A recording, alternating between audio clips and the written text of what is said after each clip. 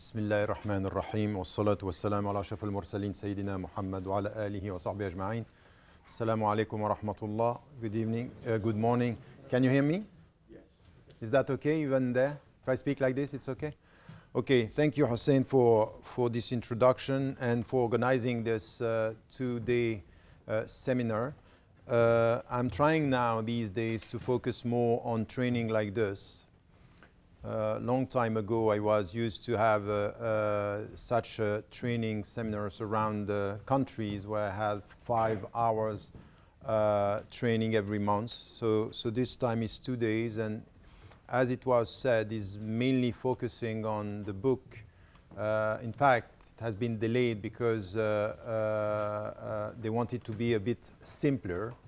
So I'm now trying to have a problem with it takes me time to be short, so that's the reality, and to be simple. So I'm working on that now, and it will be published in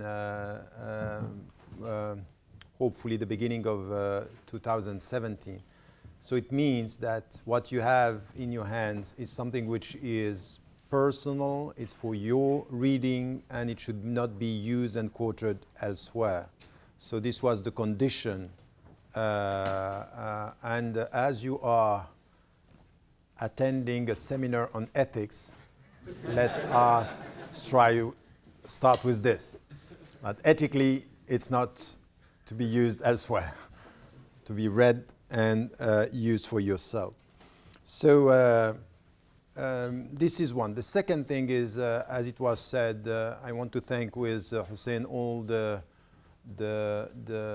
members of the Jibreel Institute that, in fact, they have been organizing the whole thing. What we are trying to do with Cile is just to be involved by providing ideas and sharing views and trying to get what I wanted to start with by making it clear that last time when we had this seminar, it was about radical reform, and the Cile Center, the research center, was based, in fact, on translating all the ideas of radical reform into practice through our way of dealing with critical questions, because the subtitle of radical reform is Ethics and Liberation, Islamic Ethics and Liberation, saying that in ethics there is a critical field that we have to study again, connecting through ethics all the Islamic sciences, and to try to understand how we can, relying on ethics, relying on fiqh, Islamic law and jurisprudence, and relying also on maqasid, the higher objectives, as to try to understand how from there we can also renew our understanding of Islam. So what I'm trying to do, and I want you to get this, my thought by doing this kind of seminar is really to create a movement of thought, which is not a uniformity in thinking, but critical discussion about central questions. And you will see the way it's going to be put to you is pushing you to rethink and to reassess what you have been sometimes repeating and sometimes thinking that it's clear, for example, from the tradition.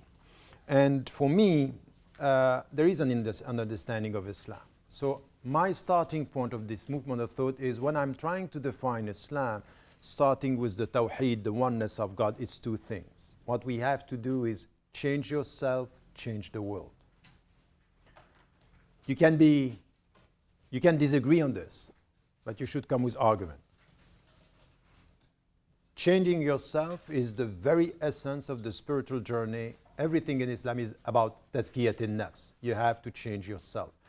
Purifying yourself is changing yourself for the better. Meaning, there is no way to change yourself if you don't have a clear ethical framework. What it is all about. Changing to do what? Changing to become whom? This is central. So the ethical reference, when it comes to changing yourself, it's important.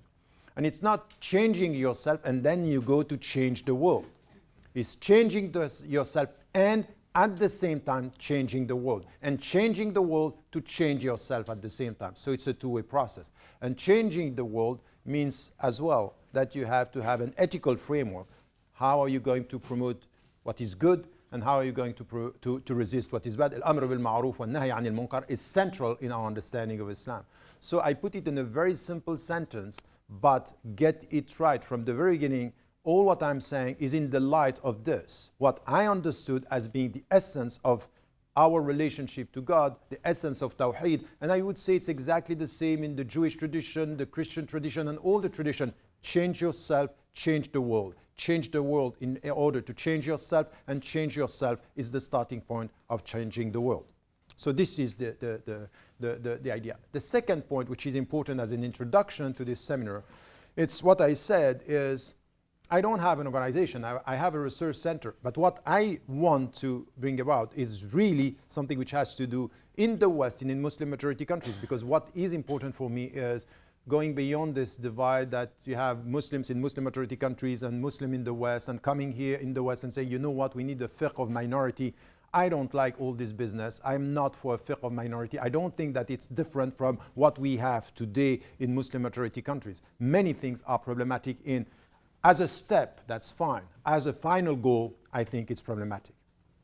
I think fiqh of minority is mainly thought by people who are not living in the West, in the way they look at the West. It's as if we are not in our country, and as I'm always, and I repeated this, as a British Muslims, you are not in a minority situation. There is nothing like minority citizenship. So everything that you have to think is being part of a nation, of a society to which you belong. So the sense of loyalty to your principles, it's also a sense of loyalty to your country. So having said that, this movement of thought which is crossing the board, and it's also trying to get people from not only the Arab world, because I think that here we are very narrow, it's the Asian world, and for you coming mainly from Asia, from Pakistan, Bangladesh, and India and other countries, it's very important now to get it right, that what is going to be the revival of Islam is not only going to come from the Middle East. At the periphery, we have a very important role to play because we are facing critical questions, and you will talk about this in practical terms tomorrow. So now, what I call radical in the way I want us to reassess, for example, in this discussion this morning, the Islamic sciences, for example, and the categorization of Islamic sciences, which is problematic. We are used to speak about this. We are used to come with a very traditional way of dealing with Islamic sciences. But if you think about it and you think about the history of Islamic sciences, you can see that the evolution has to be problematized. There is something that we have to question here in the way we deal with our sciences. I will come to this later. But having said that, my take is in what I call radical, and you can see here that all this rhetoric about radicalization, it's for me problematic because it's good sometimes to be radical. I'm radically against poverty and corruption in ethical terms. To be radical in the way you think it's good. So, and even when you speak about radicalization for these young people who are going towards violent extremists, you can see that this connection with the religious legacy doesn't make or cannot translate the fact that they have been radicalized. Very often they entered into religion 2 weeks, 2 months, 6 months before being completely extreme in their understanding. So it's not a religious radicalization. By accepting the term, we are accepting the frame, the very implicit message that it has to do with an evolution in their understanding of religion, which is not the case. In fact, they were 6 months before, they were partying, they were using drugs, and all of a sudden. So which type of radicalization is this? That's the problem. Anyway, that's not the point today, but it's just for you in the UK just to keep this in mind with all the rhetoric that you have coming from the government, as if it was natural to accept that. And I think it's not. It's dangerous. So you have to question the way things are put even in the UK. So the concept of radical for me is 4 things that I'm mentioning in all what I'm trying to do is to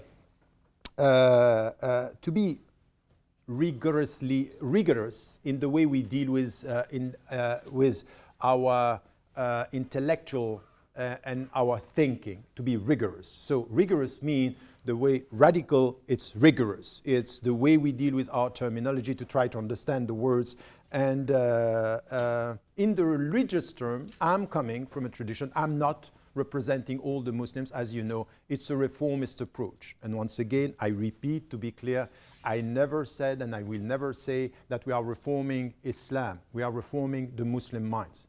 That's the starting point. Reforming the Muslim minds means reassess your interpretations. The Quran is the Quran, the texts are the texts, al-halal halal, al-haram haram, but your mind might have a problem. So it's mainly with the minds that I'm dealing, not with. So be careful, because the way my positions have been translated by some people are, and from within the Muslims, they say, oh, he wants to reform Islam. I just heard that Adnan Ibrahim now is saying that Tariq Ramadan said that stoning is in the Quran. I never said that. But this is the way from within you have this kind of attacks that are problematic, and you have to be rigorous intellectually, rigorous in your quotation, rigorous in your terminology, rigorous in your definitions, and at the same time you have to be, and this is the way I'm putting in, reformist in the religious dimension. What also I'm talking about with this R from radical is reconciliation. And reconciliation is to reconcile the practical side and the spiritual side. I'm very much worried about this discourse that we have now with this new type of Sufism that we have. You know, you have to be spiritual, and this is the opposite of being activist. And activism is where you lose your spirituality. I would say being passive is the starting point of losing your spirituality. And I keep repeating this. The Prophet, peace be upon him, was praying during the night to change the world during the day, and that's the reality of Sufism. The mystical, it's about changing yourself, but in the same way, changing the world once again. And then there is something which is revolution. It's a new evolution. It's to change completely. And I would like us to reconsider the term. Once again, I know that's not a word that the people like, but to come with a new evolution, to revolutionize our way of dealing with the scriptural sources, to be quite confident with the text, confident with the sources, but also courageous as the way you look at the world. So this is also something which is part of what I'm talking about.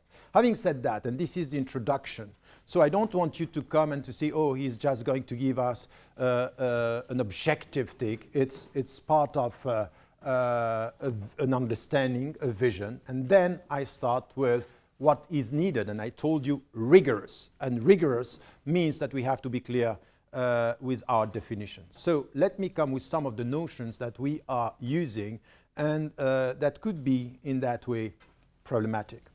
The first, once again, is I'm starting with the very beginning of things. I think that this is also something which it's part of our understanding when it comes, for example, to the notion of Islam. Anyone who knows Arabic understands Islam in a way which is not exactly the way we are translating this in English. Submission in English doesn't mean Islam in Arabic.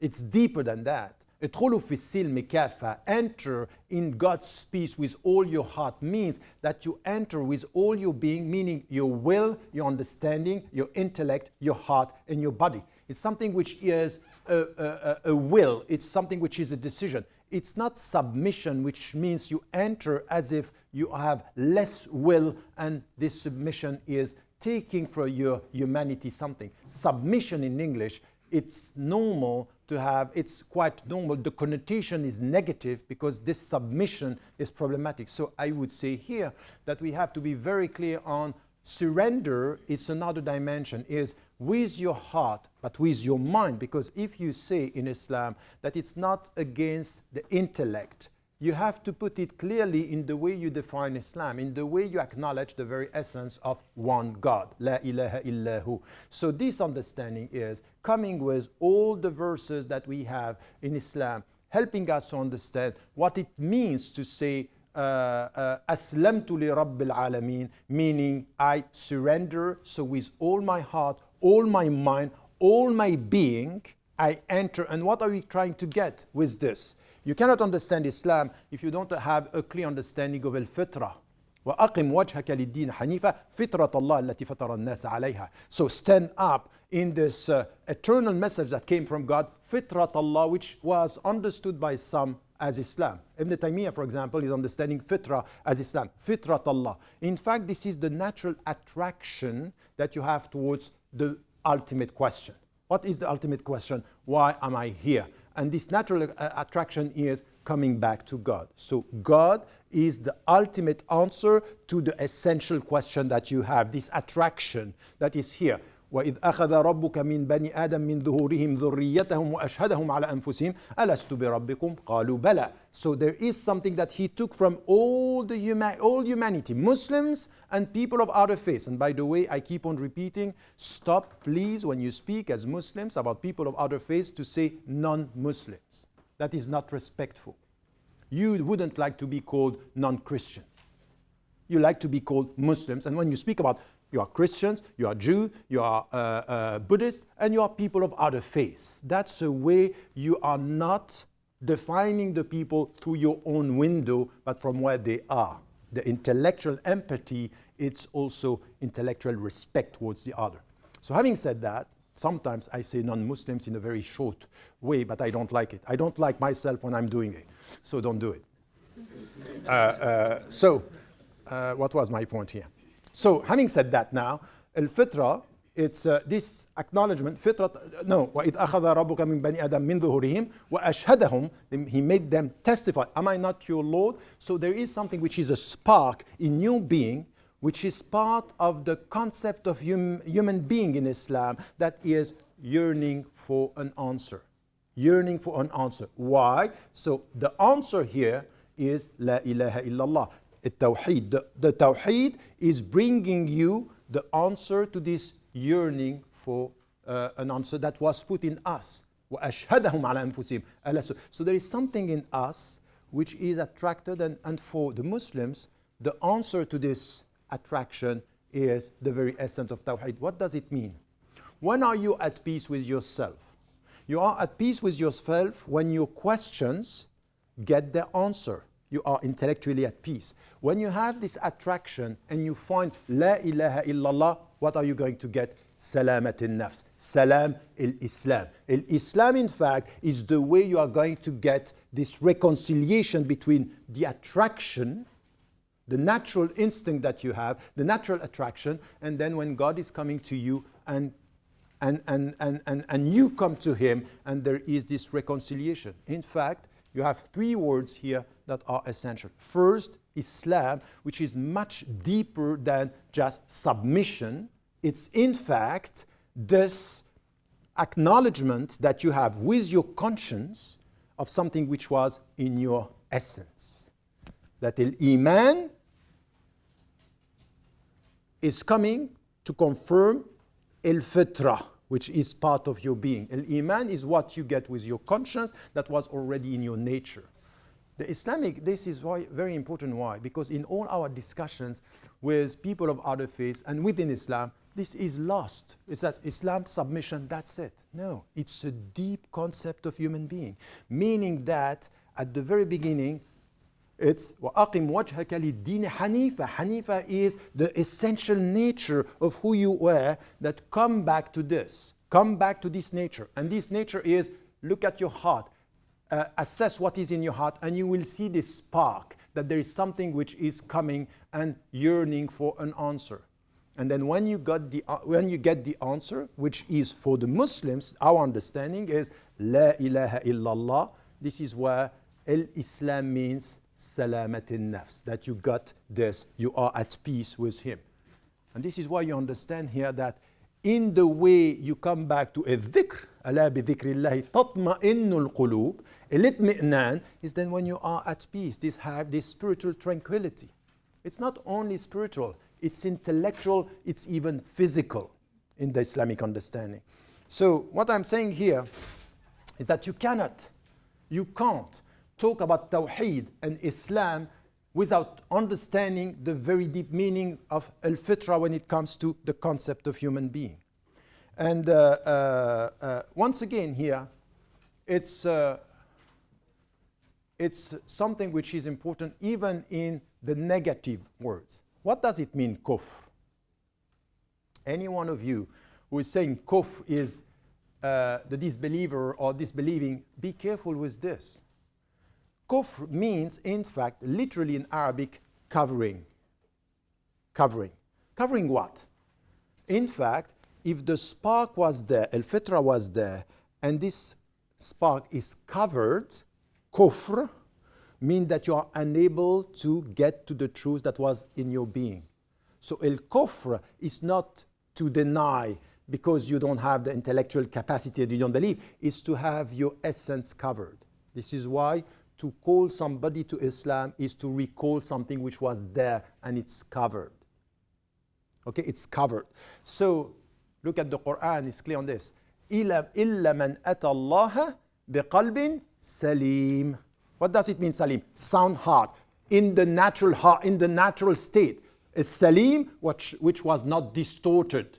That's it. So you have to come back to this original state of your heart, which is in order to get the right iman, come back to your fitrah. And the fitrah is what you have in your heart, which is yearning towards transcendence. That's a very important Islamic understanding. Why? Because it has an impact on anything which is ethical. You have to get this to understand how the ethical Islamic system is constructed if you get this. So, Islam, be careful not to reduce it. You know what? Islam is submission to God. It's a deep coming back to God to get the inner peace. Salamat al-nafs through idkhulu fi silmi kafa, with all your being, come back to this. And this is why you have to understand that this is here to come back to our essence, to come back to our inner being. In fact, look at this. يا أيها الذين آمنوا استجيبوا لله وللرسول إذا دعاكم لما يحييكم واعلموا أن الله يحول بين المرء وقلبه. That God is working, it's the knowledge of God is between you and your heart. So what does it mean? Come back to your heart to get the answer. Meaning that there is a very deep concept here of man and human being, that it's based on al-fitra, al-Islam, wa tawheed. And the tawheed for us, it's the ultimate goal, which is coming back to him to get this inner peace and to reconcile yourself through him towards your essence.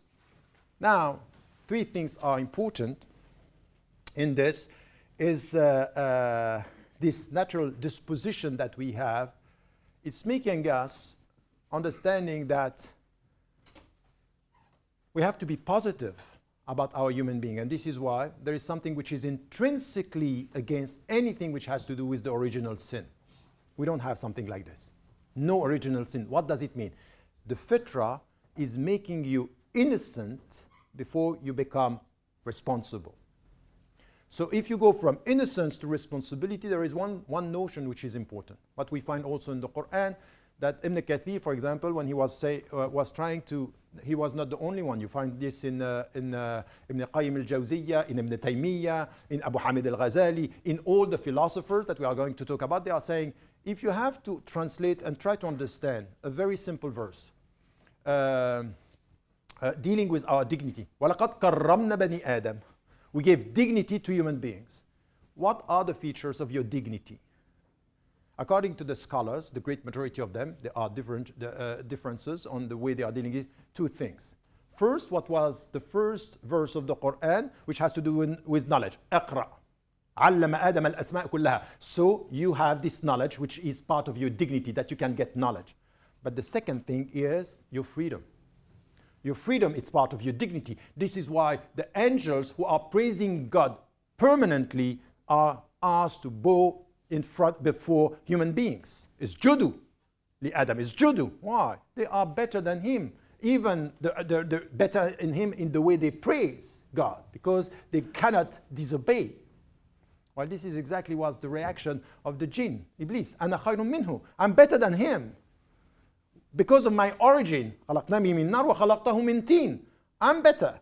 And even the angels asking God, are you going to put on earth من يفسد فيها ويفسق الدماء, is going to destroy, corrupt the world?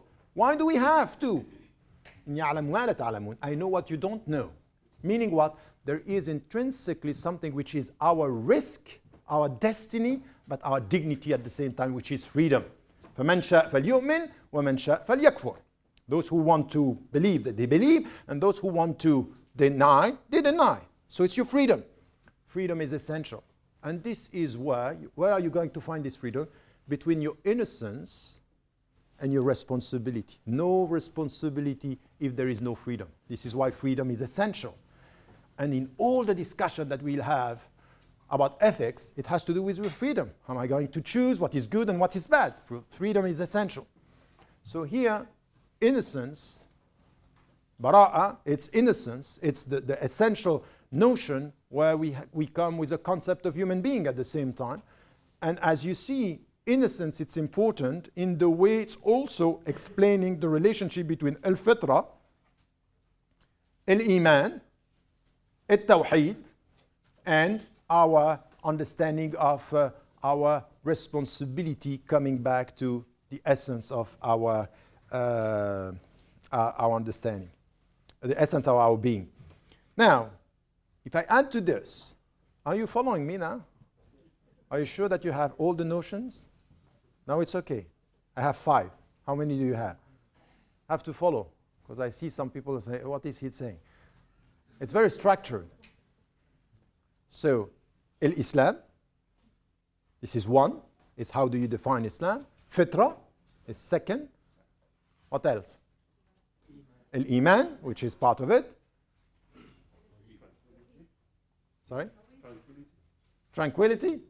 No, this was not one that, but the salam, yes, it's sorry? Tawheed as essential, and innocence,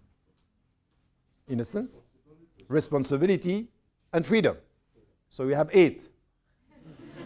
So when I said 5, you say yes, yes, but in fact you are not counting.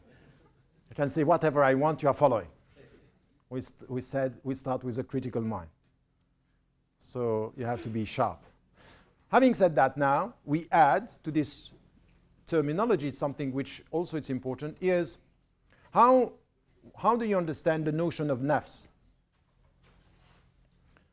And you keep on repeating النفس اللوامة, النفس المطمئنة, النفس الأمارة. We know about in the mystical thing that it's in the Quran.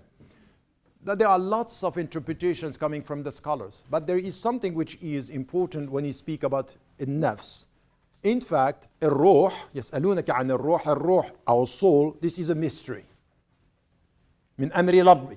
من أمر ربي means you are not going وما أوتيت من علم إلا قليلا. You are not going to know what is the essence of soul. But what you know, this spirit coming from God was put in your body, and when the soul is within the body, this is where we are talking about النفس. So النفس. What is very important here is that what is coming from God as the spirit, the soul, and put in the body, in Islamic terms, when you speak about innocence, and this is critical in all our discussion, very often you have people, they are dealing with the Greek tradition or the Christian tradition, they don't understand that we are not talking exactly out of the same thing. Yes, you have 2 elements that are defining you, a soul, a ruh, and your body. This is who you are. Except that in Islam, in nafs, the way it's defined, and the ruh coming from God, in nafs once is the spirit and al-qalb and the spiritual dimension and the body are not ethically qualified. So your body is not bad per se, and your nafs is not good per se when the spirit is coming in you. It's the way you are behaving that is going to make you good and bad. So in the Greek tradition, Socrates, when he's speaking about the body is the negative element. And the soul is the positive. In Islam, you decide what you are going to do with it. It's your behavior that is going to make it good or to make it bad. You may pray with your body and disobey with your body. You may pray with your soul and you may reject with the same soul if you are with your conscience using it the wrong way.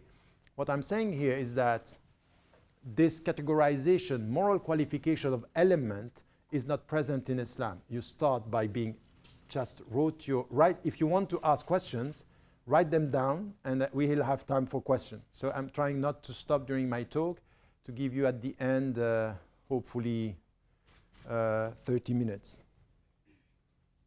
in Egyptian way. Okay? So, but I want it to be, by the way, it's going to be much more interactive tomorrow than today, because today it's the theoretical framework. I need to just to set the scene, and then we will have, but still, if you have questions, just keep them. So, the moral qualification in Islam is through action.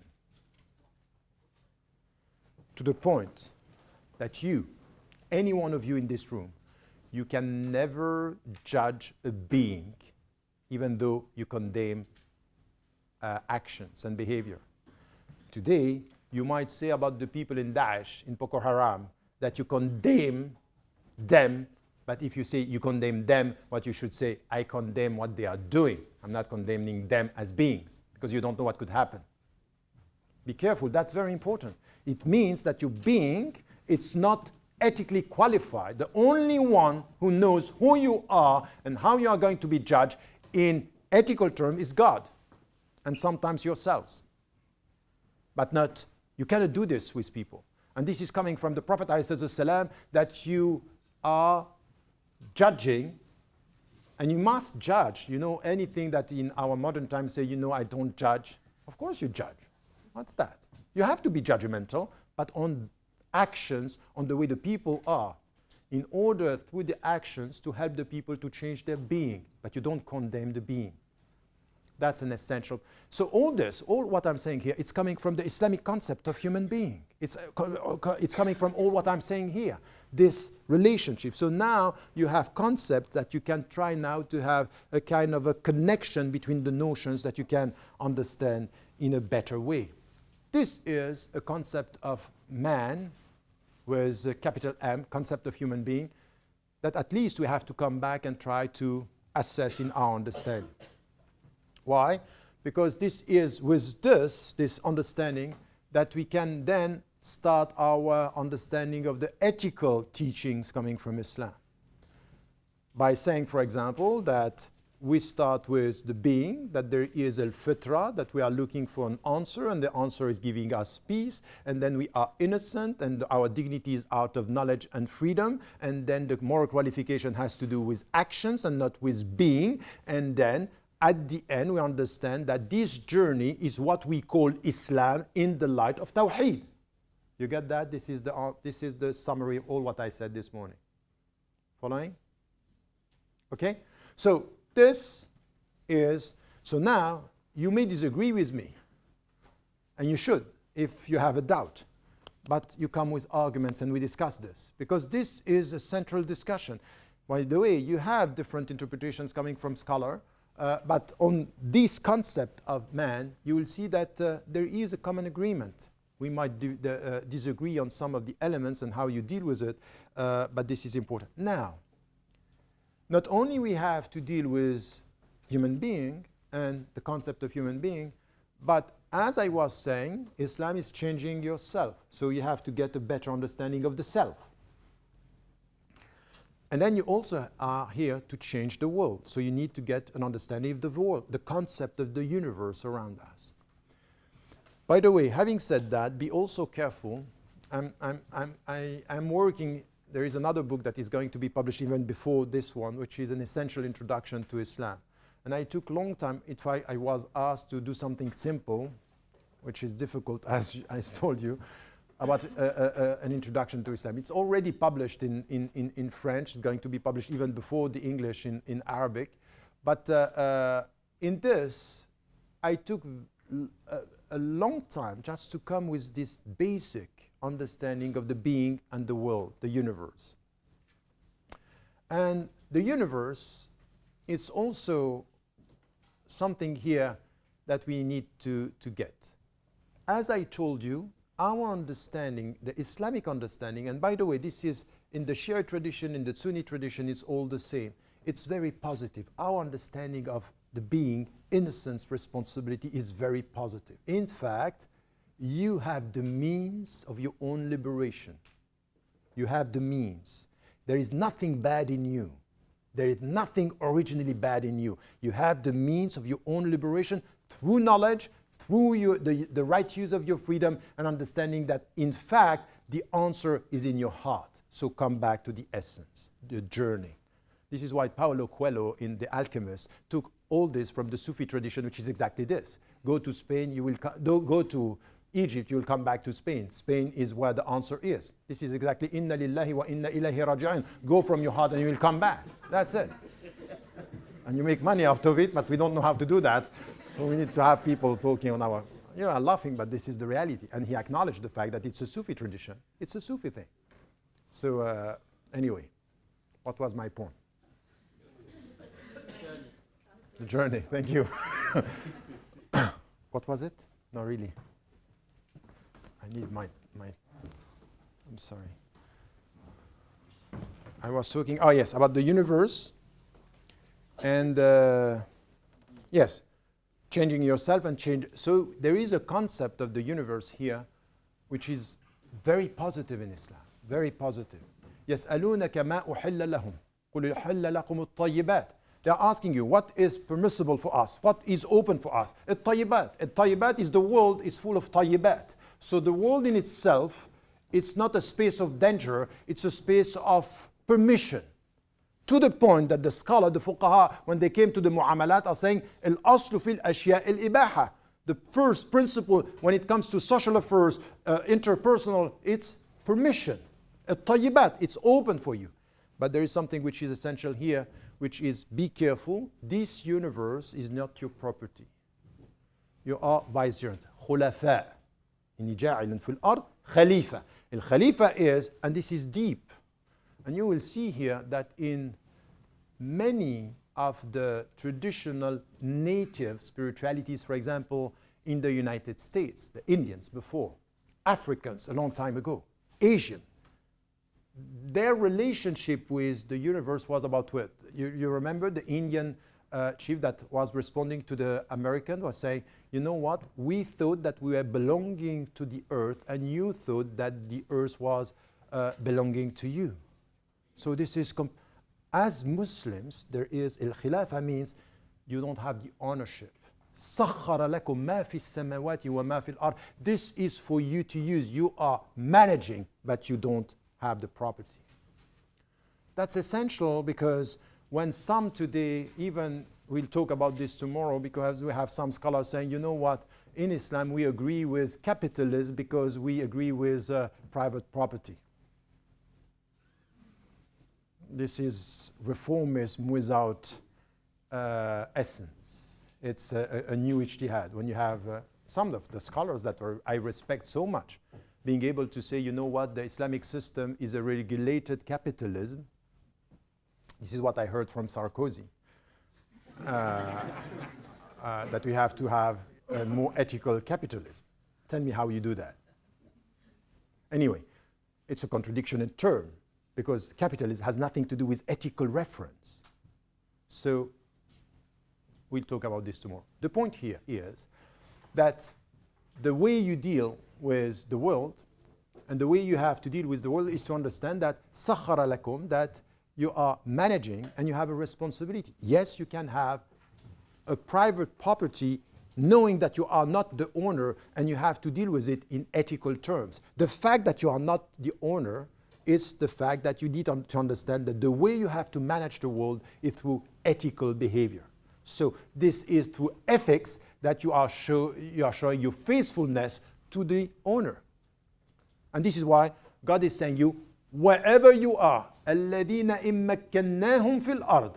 If we are setting them, or they are settling down somewhere, أَقَامُوا الصَّلَاةَ, they pray, وَآتَوُا الزَّكَاةَ, they give the zakah, وَأَمَرُوا بِالْمَعْرُوفِ وَالنَّهُوا عَنِ الْمُنكَرِ. So they are promoting what is right and resisting what is bad. This is where you, and this is the way you have to be with the universe, is wherever you are, you pray to acknowledge that it's here, he is here. Second, you give the zakat to acknowledge that the poor have rights on what you have before God. And then you do your best to change the world for the better by promoting the good and resisting the bad.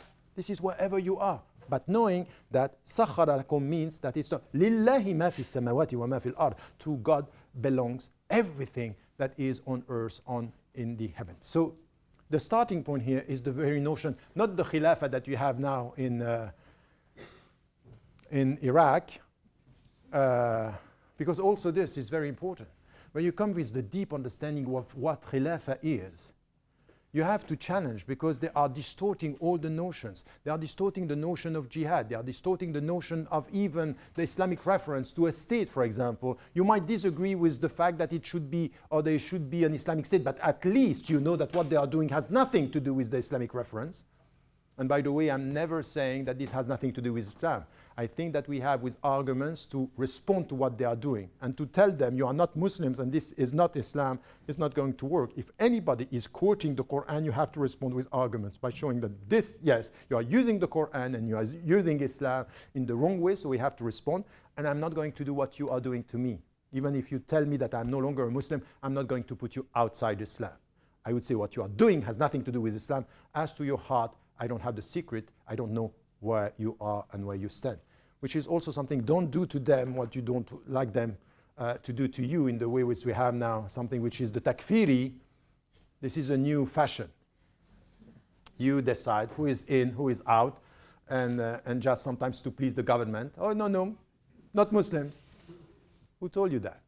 How can you say this? No, what they are doing and the behavior, you know how everything is connected. There is a logic, there is a consistency in the way we deal with the whole thing. So, Al-Khilafah here, it's also a very important concept, because this is where, by the way, not only you are khulafa with the world, but you are also khulafa with your own self. So all this business of saying, this is my body, I do whatever I want with my body, I say, I have some doubt about the fact that it's your body. You are using it, it's a vehicle, it's the way, but you have responsibility with your body. To the point that in the hadith, al-Bukhari, one of the first questions that you are going to be asked about just after your death is, what have you done with your health? So this is a question. You cannot just neglect your body, which is part of a space of responsibility towards the owner as a vicegerent and somebody who is trying his best. So now we have at least 10 words, 10 notions. They are all connected in this understanding. And in everything, you can understand that the critical reference in this has to do with ethics and has to do with your responsibility, your freedom, and your understanding. Understanding that you are going towards this notion. One thing that I wanted to add with these old notions is be careful also with the notion of Islam, that there was Islam before Islam. Okay? The final religion, the final message is Islam as an act of faith. But this was acknowledged. In its time, Judaism was Islam of its time. Christianity was Islam of its time. Abraham was a Muslim in the way he is acknowledging all what we are saying here. There is one God. I come back to you. وَإِذْ قَالَ لَهُ رَبُّهُ أَسْلِمْ قَالَ أَسْلَمْتُ لِرَبِّ الْعَالَمِينَ. Who said that? Abraham. Ibrahim alayhi salam. So it means that he was using the notion of Islam, which was a way you are with God. Then this was translated, وَلِكُلٍّ جَعَلْنَا مِنْكُمْ شِرْعَةً وَمِنْهَاجًا. Every one of you, every religion is going to have its path, but the essence is the same. So Islam is for us something which is beyond this translation based on all what I'm saying now, all what I have been saying now. And the distortion that we disagreed or we disagree with when it comes to Christianity and Judaism, because the very understanding of why do we need a new revelation is that because the previous revelation was distorted. So the Christian agree on us when it comes to Judaism, they don't agree with us as to Islam. Of course, that's natural. So we understand that for the Christian, what came after is no truth. But for us, the same logic that is explaining why we need new revelations is to renew and to correct things that were distorted. For example, the very essence of our disagreement. I'm talking also about this in the essential introduction to Islam, is our disagreement with all the other religions. For example, is the Trinity is essential in our disagreement when it comes to how do we speak about God and how do we speak about His unity. Now, with all this, and it's only now that I can give you a better understanding of al-islah, or al-tajdeed. Islah is to come back to the sound state. Okay, this is islah. So, having said this, it's for us, al-islah means coming back to the deep and the real understanding of our relationship to God. What are we trying to find? And what are we finding when we say La ilaha illallah? There is no God but God. What are we finding? It's this tranquility, is al-aman, because iman is not only faith. Iman is aman, is a space of security where you are in security. In fact, as I said, is a space of salam, peace, a peaceful space where your encounter or found its your questions found their answers. So that's also the dimension of iman. And when it comes to this, is for us, reforming is to come back to this. So all what we have to do with our own self is to reform ourselves to come back to al-qalb al-salim. It's the very original state that we had. So we are struggling to find the origin, to find the spark, to find the essence of our relationship to God. So in the Sufi tradition, and be careful in the way I'm talking about Sufism, there is Sufism and Sufism. There is Sufism, which is the heart of Islam, and there is a new type of Sufism which is more New Age and modern. I don't talk about this. I'm talking about the very essence of the spiritual journey, which is very demanding. But everything that has to do with the mystical journey is come back to the source. Inna lillah, you come back to the art, you come back. So reforming, its purification means what? To remove everything which is distorting this original state. So it's coming back to your fitra. When you get this, sometimes when you speak with people who are rejecting God, or for example, and people sometimes who are very tough in the discussion that I had with, sometimes it's difficult to think that there is a spark somewhere when you speak to Dawkins. I say, have some doubt. But still it's there. Still, in fact, there is something which is covered, and you know that your own experience is to go and to deepen your own relationship with this original spark to get it. And when you understand this, and you get this concept of man, you understand that the way you speak with people who are denying, you have to be careful not to speak only at the periphery of their being, and speak sometimes at the center of things that they are neglecting or denying. It doesn't mean that you have the key of their conversion. By the way, it's none of your business. You are not here to convert people. You are here to be witnesses, for them to remember. This is exactly what happened with Musa alayhi salam. اذهب إلى فرعون إنه طغى. Go to Fir'aun. He was a transgressor. لعله يتذكر. And then وقل له قولا لينا. Speak to him with soft words. Why are you doing this? لعله يتذكر أو يخشى. Maybe he's going to remember, or he's going to have this fear and coming back. But this is not you. You use the means. God knows the goals and the results. This, in our understanding, when it comes to this discussion, is reforming is to come to the natural state, to understand the very essence of our being. And you cannot understand this if you don't have a clear understanding of the concept of man or the Islamic concept of human beings. This is what I was saying. At the same time, what we have to do in the universe is exactly this, is to reform the world for the better. Meaning that the world, as I said, سَخَّرَ لَكُمْ, He gave it to you, it's at your disposal, and then what you have to do is to reform the world and to make it ethically a better place. Wherever you are, in East London, or in Bangladesh, or in Syria, or in Egypt, or in the United States of America, wherever you are, your very presence should be visible through the way you make this place a better place. That's it. Wherever you are. And don't start with, oh, that's not my country. Who told you that you are defined by your country? You are defined by your ethical presence. So even if you don't have the passport, you have the human belonging in the name of God. So you have to contribute for the better. So this is reforming yourself and reforming the world. Ardullahi wasi'a, meaning that in the Quran telling you that the earth is vast and you have to travel. If you are oppressed somewhere, travel. But wherever you are, as I said, مَكَّنَّاهُمْ فِي الْأَرْضِ, wherever you settle, this is the place where your presence should be a reformist presence by changing the world for the better. Meaning, come back to yourself, come back to this innocence that you have, to the original spark, try to find this inner peace and spread peace, which is the very meaning of Ifshu Salam.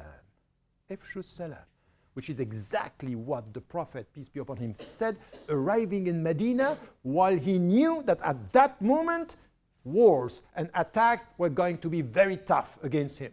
Ifshu Salam, At'imu Ta'am, Silul Arham. Yes, I know I have to I'm taking from their time. Yes, I know. But you know what? I don't know why you put 1 hour, 15 minutes for the first and 2 hours for the second. Can I take 15 minutes from the second now? You want to go with that? No, it was a rhetorical question. That's okay. I'm making it democratic.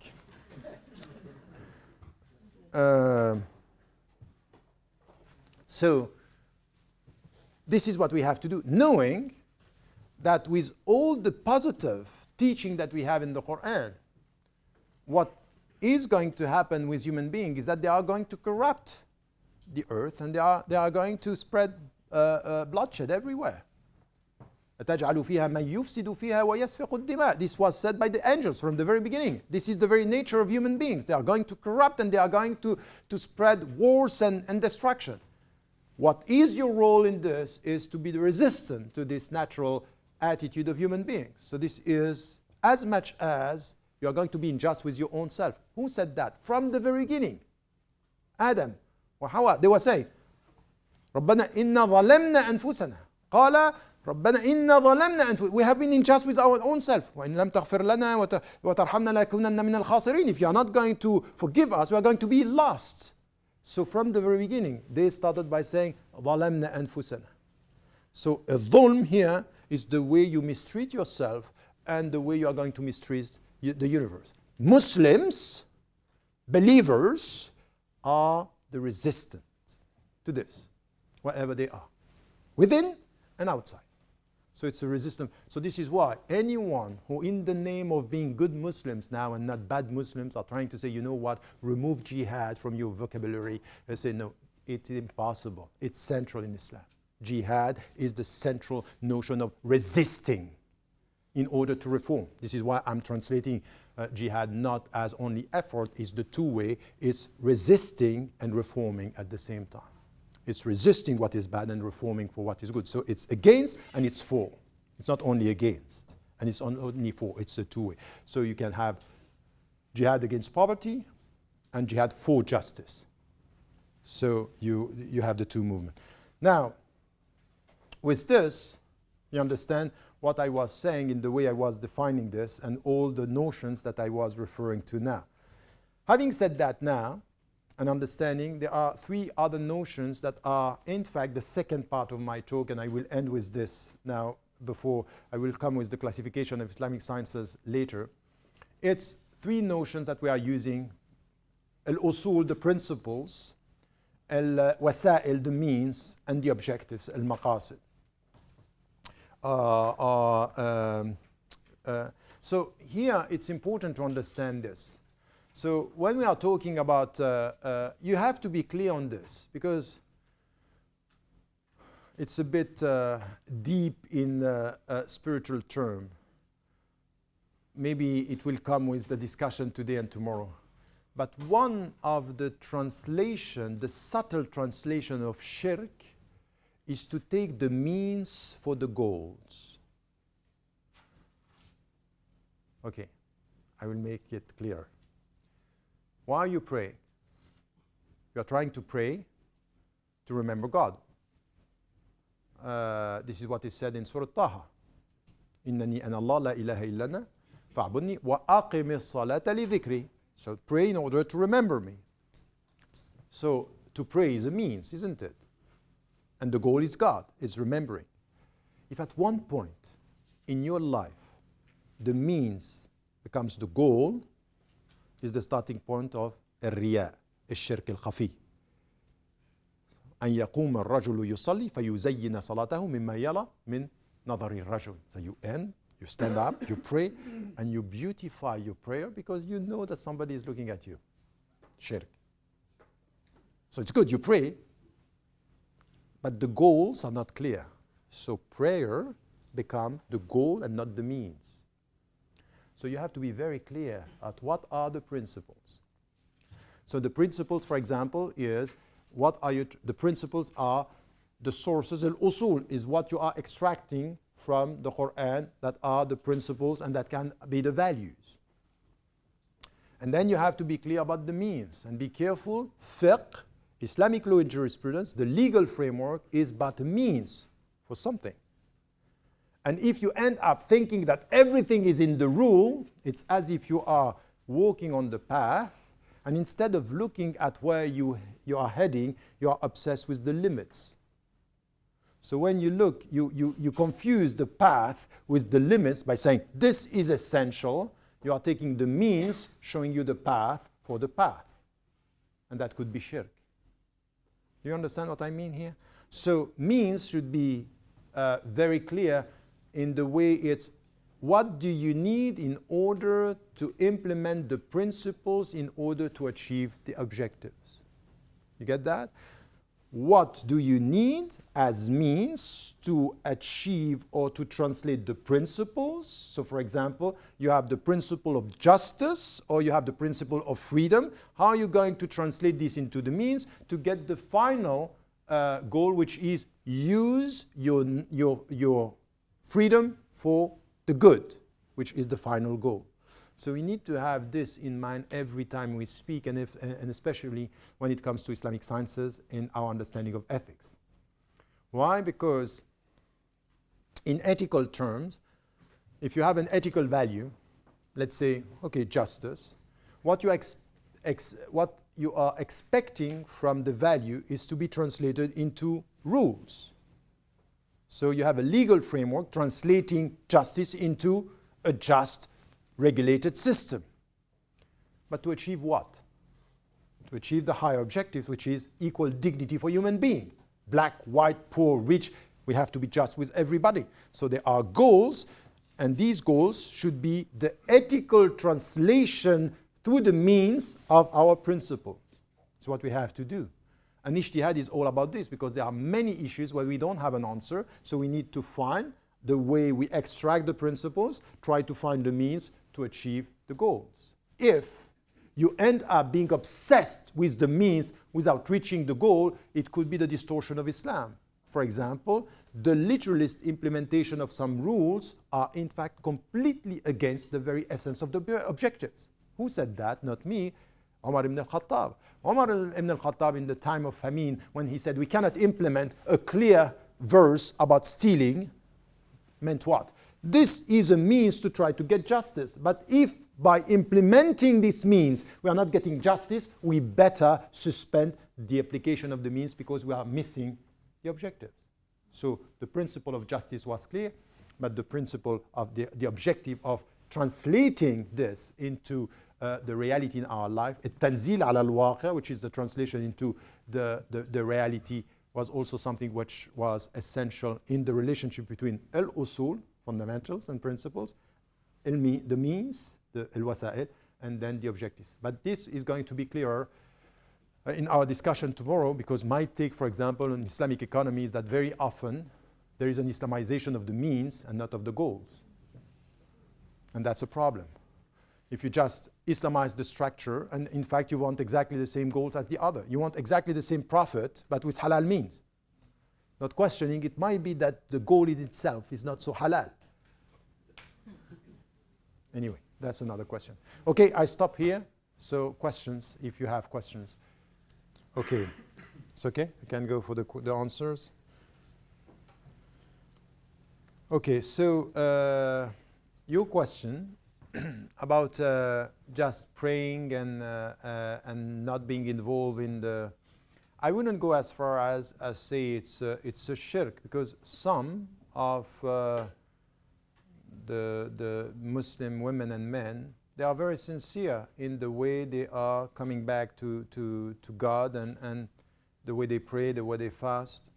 Now, their understanding of being a Muslim is a reduction, not a distortion that you can, at the point is the way they deal with the world. It could be, for example, that some are following the 5 pillars or the 4 practical pillars after Shahada, the 4 practical pillars of Islam. And as the Prophet, peace be upon him, said that you can be saved with this salvation is possible, as long as even if you are not active in the world, your goals are clear and there is no shirk in the fact that you end up being obsessed with having and with your family, المال والبنون زينة الحياة الدنيا. So you can be as practicing, not being active, and at the end you are completely obsessed with your family, to the point that the family becomes the goal and not serving justice and serving humanity. So as long as the goals are clear in a very simple and ordinary life, I wouldn't go as far as to say it's shirk. But at the end, we also want to widen the scope here by saying all of us here, all of us, we are facing types of shirk in our hidden shirk, shirk al-khafi in our life, in everything that we are doing. Even here, what I'm doing here, it might be that in my heart there is something which is not completely sincere, done for God, and I have to check that. Everyone. So this is al-muraqabah that you have to check. So I wouldn't generalize by saying all of the people, but I would say this reduction is making it a potential danger that you fall into shirk with this. So if I can just, if say the rituals become more of like a culture of doing things rather than an essence of worshiping Allah and trying to better yourself and better the world, could that be like the means is taking more priority? Oh, yes, yes. If, for example, you end up only praying and say, I pray 5 times a day, and this is, at the end, it's becoming the goal of your life and not this as a means to be a witness, to change the world and to change yourself, of course it could be. And some are praying in a very cultural way. And more than that is some are fasting in a very cultural way. And many of us, it's Shahru Ramadan. It's a month of revolution. It has to change everything. It's just impossible during Ramadan to eat more than when you eat during the other 11 months. And this is the reality of it. It's just not that. It's not the point. It cannot be. So it means that there is something which is we are focusing on the means and not understanding the very essence of Ramadan. So this is shirk. So, and you are doing with Ramadan what sometimes is done in the Christian tradition with Christmas. And some were looking at the Christians say, look at what they are doing. It's all about family and spending. Okay, look at Ramadan. Family and spending and eating. That's anyway. I wouldn't say that fitra is conscience. Fitra is even before. It's the natural state. So conscience, our consciousness, our way of saying La ilaha. You say La ilaha illallah when you reach the age of reason. When and the age of reason is where you have this consciousness. There is a conscience that you understand. So conscience is what is making fitra being iman. Iman become this relationship when with your mind, with your heart, with your awareness, you understand that you are connected to God. So you come with your conscience to confirm. So this is why we call it a shahada. I testify with my mind the very essence of who I am, with the spark, with al-fitra in me. How would you describe it in English? What? What meaning of fitra? I try to do it for the. Okay, thank you. It means that I have to take. I struggle with it. That's why I asked. So what I was saying is that al-fitra is the natural state, these natural attractions that we have yearning towards the transcendent, that he put at the very beginning of the creation in the other verse that I was mentioning. وَإِذْ أَخَذَ رَبُّكَ مِنْ بَنِي آدَمَ مِنْ ذُرِّيَّتِهِمْ مِنْ ظُهُورِهِمْ ذُرِّيَّتَهُم. So this is something which is essential here. So is there ethical truth in other tradition? By the very essence of Islam, yes, there is ethical truth. And there is something that even in the fuqaha, when they are dealing with the legal, they are saying anything that was before and it's not rejected or not against what we have in our tradition, it's part of our Sharia. So, اليوم أكملت لكم دينكم. Today I achieved your religion means not only the 23 years, is through history, as the Muslims believe that this is the final message, is to take everything which was positive and not in contradiction with Islam from other tradition. So that's one. The second about salvation, this is a big discussion. To be clear, the great majority of the scholars are saying the only way to be saved is when you know the truth, to accept it. So when you know Islam, it's to accept it. Because kufr is not that you reject without knowing. Is we reject while you know. So once a sheikh was asked, what about all these people who know nothing about Islam? Are they going to be in hellfire? He said, I don't know about them, but I know that my responsibility is to spread the message. About them, they are to be ignorant and not to choose the truth. You can't just, you have to be very cautious. The best for me in this situation is to say, Allahu A'lam, God knows best. Because people who never, so the people who know, who are rejecting, the great majority of the scholars are saying, if you are in a state where you know and you reject, this is what we call kufr, and this is rejecting and denying the truth. What about the Christians, and what about the Jews, and what about all the other traditions, Ahl al-Kitab? So once again, the great majority are saying, إِنَّ الَّذِينَ كَفَرُوا مِنْ أَهْلِ الْكِتَابِ. So those who are rejecting, and there is because kufr in the Islamic tradition has many levels.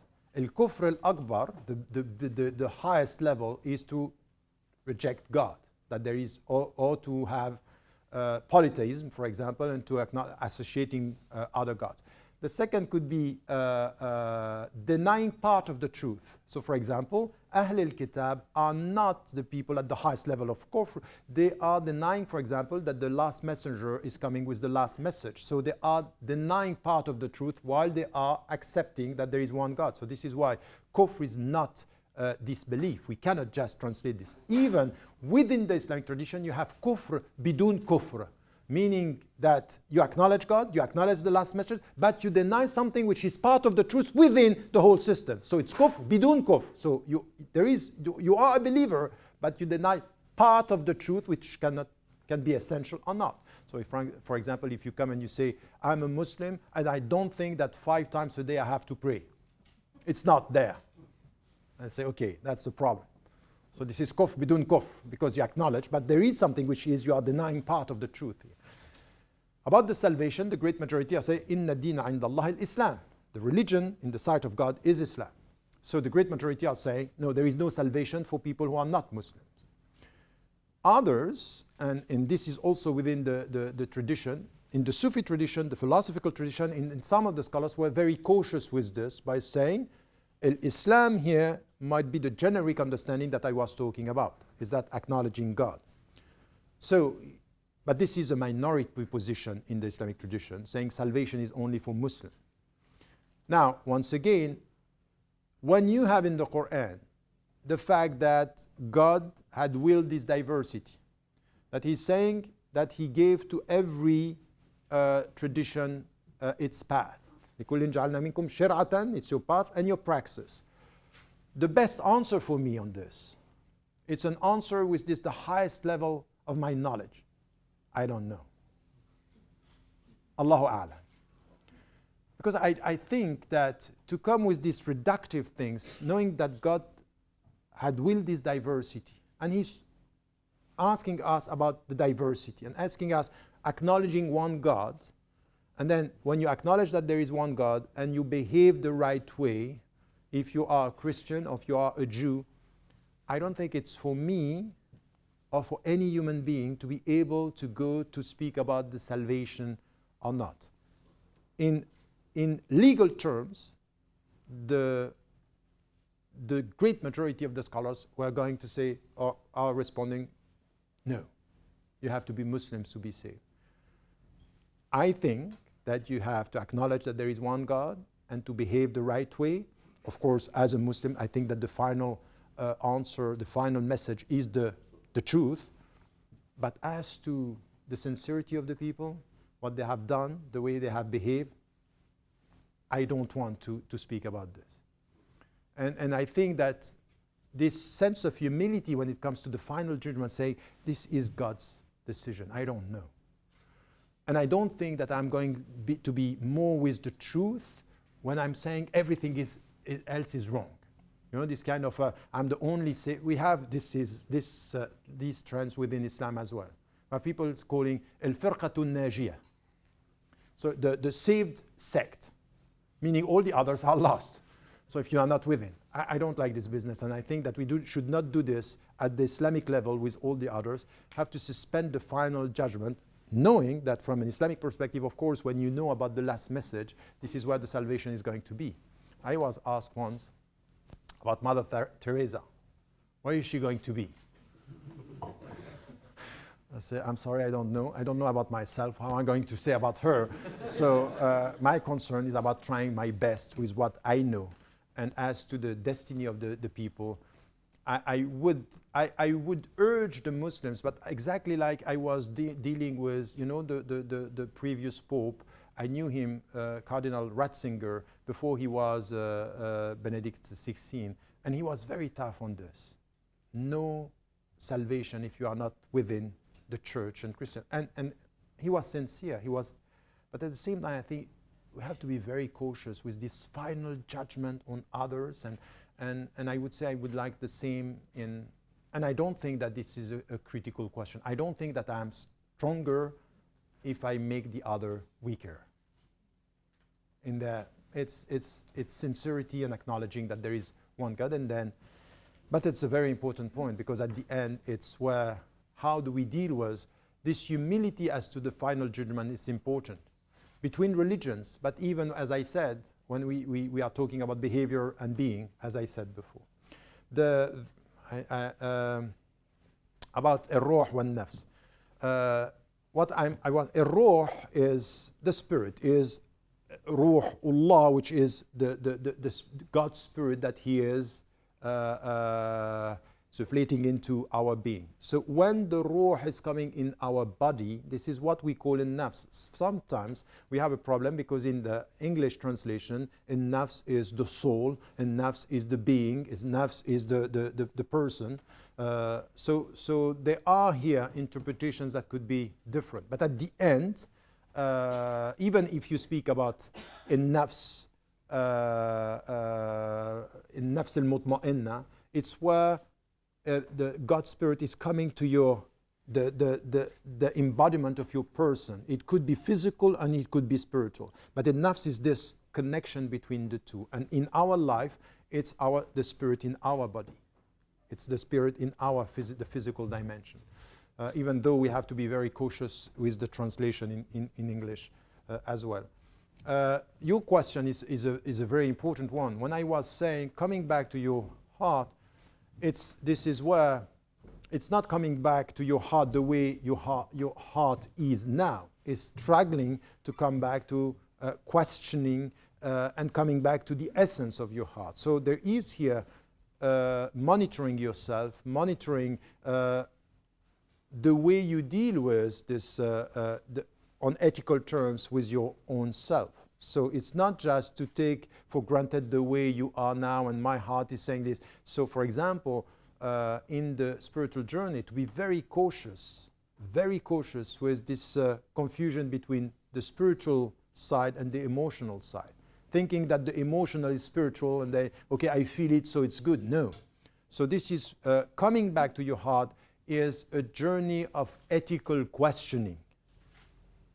You understand what I mean? Ethical questioning. It's not just I come, no, it's ethical questioning. And the best way to question your heart is three things. If you come to, for example, Ihya Ulumuddin and what he is taught by the scholars in the mystical tradition, is three things.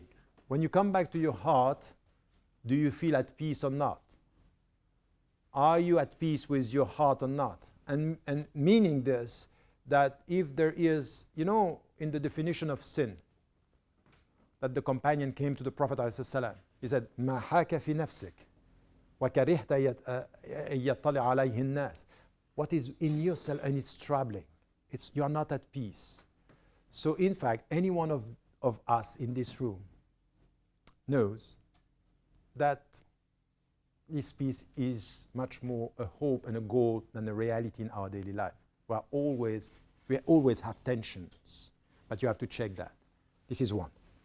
How are you going to, what is the visible translation of this tension? The inconsistent reality between your principles and your behavior. Okay? الَّذِينَ آمَنُوا وَعَمِلُوا الصَّالِحَاتِ. You are at peace when you behave the way you believe. No one in this room is getting this. We are struggling to make our behavior close to our principles. Everyone in this room should know what it means to have this spiritual humility that we are all dealing with contradictions. So when you come back to you have to first get the question of your peace in your heart. Second, the consistency between the two. And the third thing, which is part of al-Iman, is checking. It's what is called al-Muraqaba, is that you have to check. For example, Umar ibn al-Khattab, who is one of the tougher in the way he was promoting justice around, he heard that one companion knew about the hypocrites, and he wanted to say, do you smell the hypocrisy on me this morning? Saying that he's checking his own hypocrisy.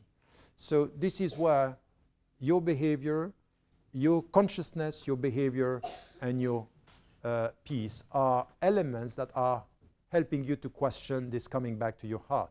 So it's not a free journey to your heart and you take it as it is. No, you question and you assess, as I said, in ethical terms. What I said about I didn't say that private property, okay, I'm good.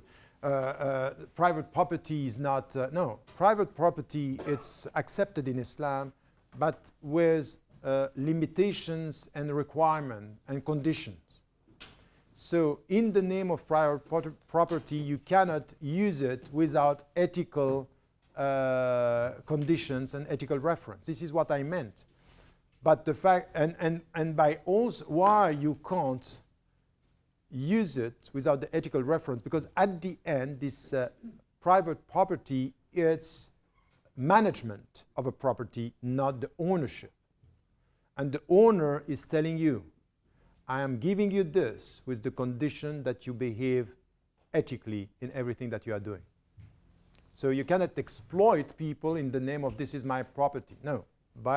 And this is where there should be a clear understanding of private property, even and especially now in the neoliberal system, that in the name of private property, anything is possible. You can behave in an unethical way, and we disagree with that. About your question about neutral, yes, no, yes, in fact, have you read Nietzsche? You should. And he said something which was very interesting. In fact, there is something in Islam that was part of what was worrying him. In fact, the positive, which what we call neutral at the beginning, your state, your fitra, at the beginning, is directly connected to God in something which is beyond the ethical qualification. So we can't say it's innocent. It's innocent, of course. It's beyond.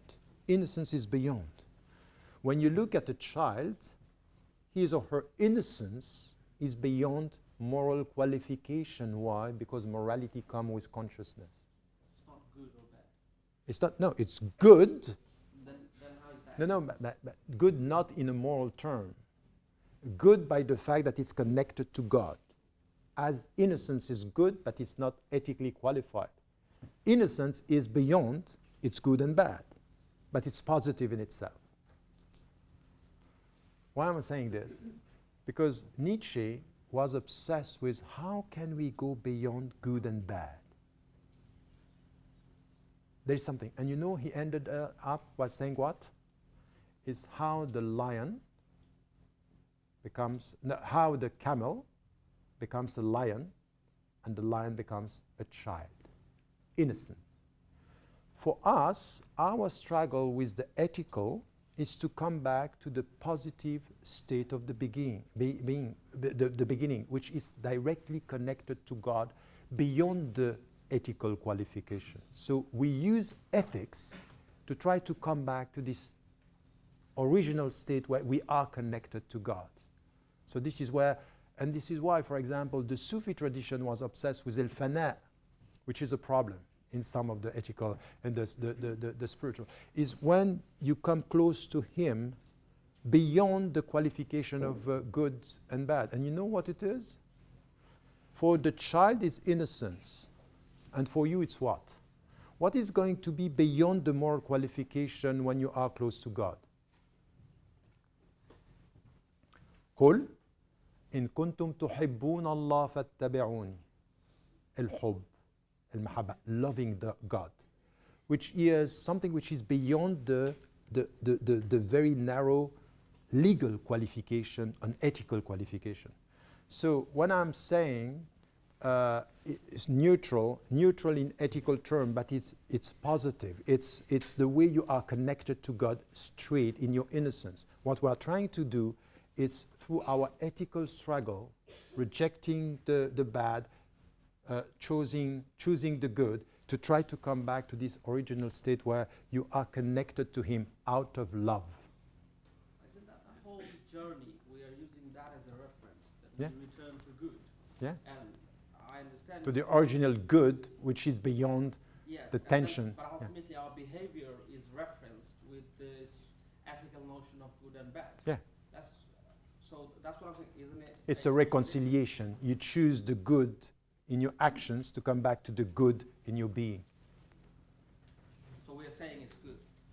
It was good. Yes, but I understand the problem. It's the original good which is beyond the tension between the bad and the good. That's what I'm saying. I'm saying we do not know. We can't say that. Just the way you said that. We do not know. The best position is not to, I will not make myself stronger by making others weaker, as you said. Yeah. And that's what I'm saying. I'm saying why isn't a neutral position? Why do we have to say that no, it's innocent? Just the way. No, it's innocence. No. It might neutral. It might be a misleading term, but innocence is an essential term. In Islam, innocence is an essential term, to the point that the Prophet, peace be upon him, and companion, it happened twice in the Hadith, and it is in Al-Bukhari, he dreamt of the sons and the daughters of the people who were attacking him, min al-mushrikeen, and the people who were against him, he saw them in paradise. How come? These people who are killing us, their kids? Yes, because their kids are innocent. They are, and the fathers and the mothers are not. So we have to be very cautious. If you look at any child, and this is why it might be very difficult to lose a child, but in the spiritual dimension, his or her state is innocence and salvation for the child. He or she is saved. You lose it here, but in the spiritual dimension, there is something in his or her being which is beyond anything that can be judged, and then he's saved. And that's because they haven't had a life, and they didn't have to go through the behavior because they are in the state of fitra. Exactly. So we agree. So that So where is our disagreement? Again, very point. When I'm saying why I'm saying neutral, and you're not willing to use the word neutral, and you're saying innocence is irrespective of our moral reference of ethic, like good and bad. And I'm saying no, we cannot separate the two. Separate what? Separate the innocence as something granted positive, but actually to attain that innocence, the whole reference we're going through is actually good and bad. Yeah. So we agree. And I'm saying there is a contradiction. I'm saying then say that's not innocent. That's rather a neutral, a zero. It's like a baseline. Okay, innocence is zero if you want. We agree with that. No, we do not know that. Okay, I have to think about it, but I don't see it's a question of semantic here. But what you call neutral, you know what? Think about it just during the break. Think about your definition of innocence. Not now. During the break. just And impatience as well. Just to say, there's a couple of other questions. Yeah, yes. And this is the whole weekend, inshallah. Yes, I wanted to start. Okay, so the last one is about, yes, very quickly, the question that you were putting about angels. No, I didn't say that. I said what was understood by the scholars about what is defining the dignity of human beings is two things: knowledge and freedom. At the same time, in ethical terms, God creating humanity and the angels seeing this, what they were saying is that this creation is going to corrupt. So using their freedom in a very bad way to corrupt and to spread bloodshed. So the only thing that I was saying here is that God responding is whatever they do with their freedom, which is going to corrupt the earth, I know about what I'm doing through creating them, things that you don't know. Which is exactly the same for you. Don't you sometimes look at the world and say, what is the goal? What is the aim? Look at the people, the way they are behaving. So you can ask this question. And the answer to this question, which is a fair question, it's natural. Do you look at the people, the way they are behaving, and the way you sometimes are behaving? I say, what's the goal? And then say, he says, I know things that you don't know. So the secret of us being here, we don't know. So it's much more humility as to the judgment, much more than something which has to do with our freedom. Okay, that's it. Thank you. Very much.